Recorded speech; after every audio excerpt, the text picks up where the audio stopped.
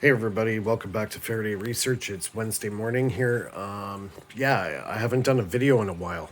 I've been doing a lot of experimentation and I wanted to give you guys something good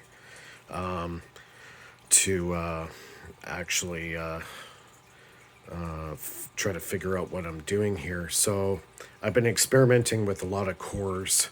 I made quite a few. I made this guy here over the weekend. I made those three little ones at the back there, plus the one I already have. And if you want any gloss sets, you'll have to send me prepaid postage for that. So, yeah. Anyways, what I've been trying to do is figure out with the system how to charge super caps. Okay, I think I might be onto something. So just kind of hear me out on this. So I've got this cord that I was using for my pulse motor. It's a bifilar. It's 350 windings of 26 gauge wire.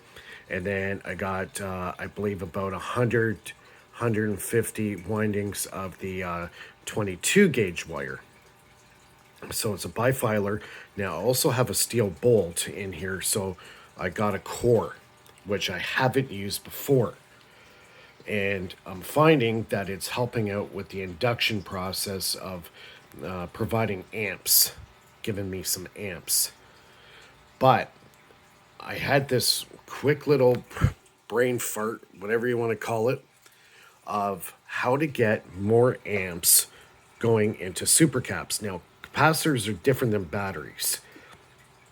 Charge a battery requires more of a steady voltage and a steady low amperage, where a supercap is entirely opposite.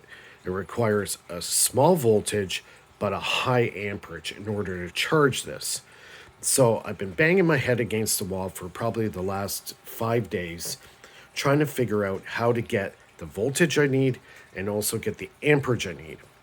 So under regular normal conditions, if I'm running 5,000 volts through the pulse spark gap generator, it should, in theory, be pumping out 41 amps. Okay? But that's in regular, normal, non load conditions. So, what I decided to do is try this little test. So, what I did was, I'm thinking in my head, what happens is when the spark generator is sending a high current into it, even though it's 5,000 volts plus, what happens is the second it hits a load, that voltage goes down. Okay? So if the voltage goes down, that means the amperage is going to go down. So basically, what I'm doing is killing the dipole. In essence, that's what I'm doing. I'm killing the dipole. So I was thinking, okay, well, I got this source of great amperage, but second I put a load on it, it kills the voltage. So say I was running 5,000 volts and I put a load on it, it might, in theory, actually be going lower than 1,000 volts or even more. Because the second you put a load on amperage, if you don't have the voltage to back it up, it doesn't sustain itself. So I thought, I got a good stream of amperage. Where can I maintain a steady voltage? Now, I charge these caps with my power supply. So to get these caps under at 12 volts, if I crank it up, say 5, say you have to start off slow. So you have to build up. So I'll start at 5 volts. What we'll do, it'll start drawing about 3.5 to 4 amps off the power supply. Then when the amps goes down to under 100 milliamps, then it stops. Then you have to bump the power up again, and then the amps will shoot up to like 4 or 5 amps, and then you have to repeat the process over and over and over to get to 12 volts. So what I did was I got one avenue of current with some voltage going. It's almost next to impossible to predict the voltage because it's a longitudinal electrostatic magneto power, and our instruments are not designed to detect it properly and read it properly. So I did the setup where I'm sending it through. I go through the full weight bridge rectifier to the light bulb as the load and to the super caps, which are joined at the light. So when these get charged, this light will sustain itself. But to get this light going, you have to have 30 volts in it. So I'm not too worried about that. I'm worried about charging the caps. So right now they're right at about 8 volts. I can get 12 into this. Now, under the regular conditions, but without doing this experiment I did, these caps can never get past about 4.5, 5 volts. I can't get it up because I got all the amperage in the world, but my voltage is getting killed. Because the second I put a load on the Tesla spark gap circuit, it doesn't have the voltage to maintain. If I can maintain the voltage, then I can maintain the amperage. So I'm thinking, well, why don't I add another stream of power into it? Okay, so what I did was I added 2 more wires, positive and negative, off the spark generator. Okay, I put a diode facing this direction out so it can't go back in. So I got it hooked up to the diode. You'll see the diode there. And I got it going to the light. So now I got a DC power source going into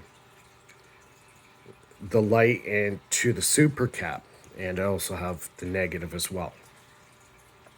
As a result of this, in regular normal conditions, if I were to charge this up with this guy here, to get it charging, it would exceed over 4 to 5 amps.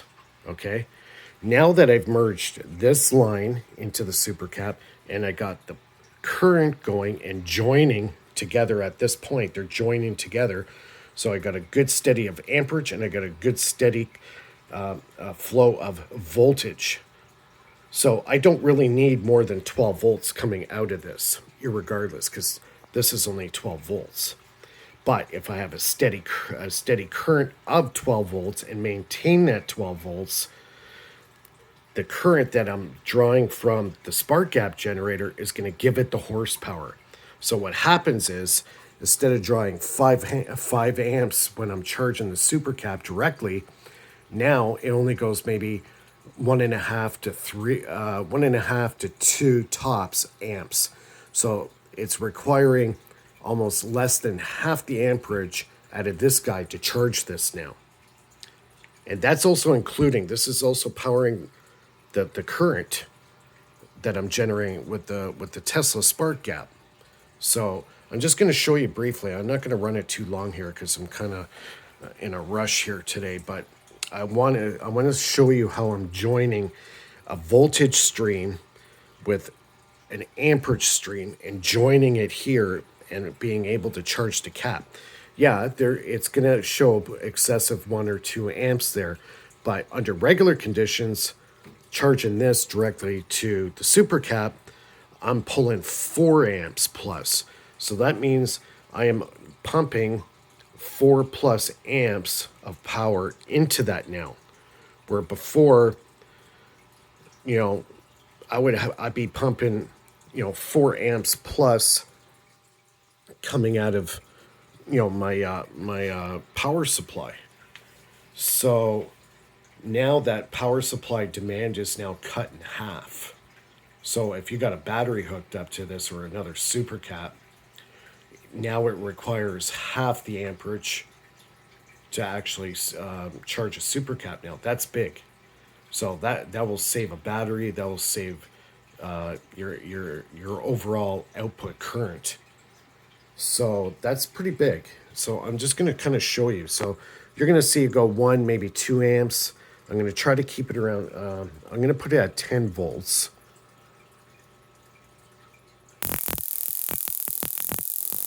Okay, so see, normal conditions, I would be exceeding, 8 volts.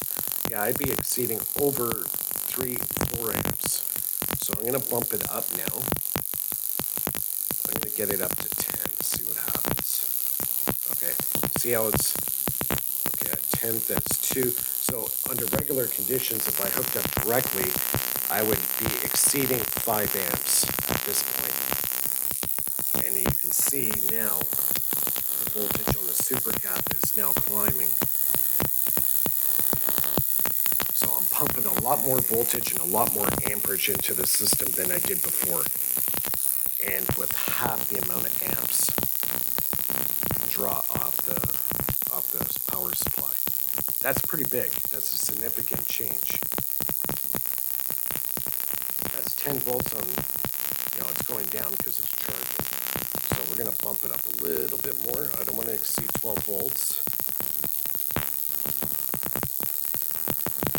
Okay, I'm at 11 volts. Look, it's only 1.7, 1.8 amps. Regularly, it would be over 4 amps, maybe 5 amps.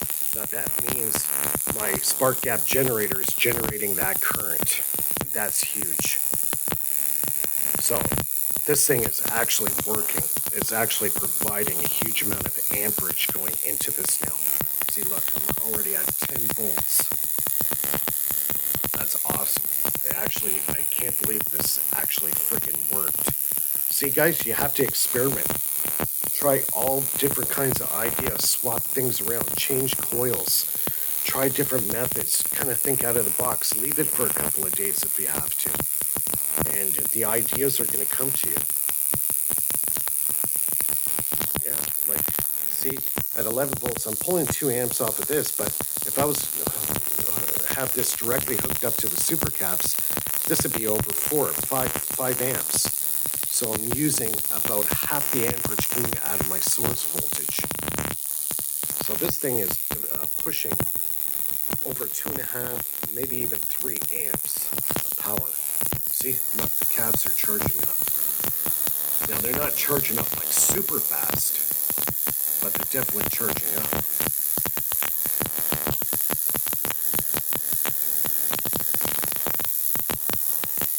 That's really cool. It actually worked. So I think I'm on to something here. I'm going to continue with this. Actually, what I'm going to do, just for kicks and giggles, I'm going to hook up the small one. I want to see how fast the small one's going to... The other one's rated at 63 volts, but, not nearly the capacitance. Ooh, that sucker's hot. Yeah, she was heating up. Whoo-hoo. That was getting real hot. So that means I was pumping a lot of amperage into this thing.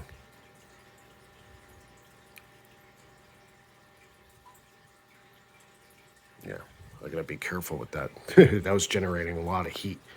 So that means the amount of amps I had going in there, the way as hot as that was, like that's over 100. Oh yeah, those things are hot.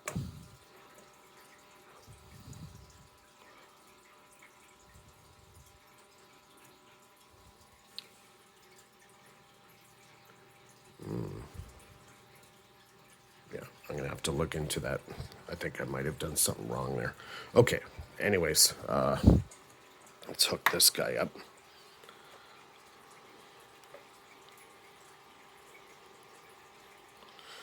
All right, now we're gonna watch how fast this sucker charges up. Okay, this has already got 20 volts in it. So watch this. I'll just put a little bit of power in it. 6 volts.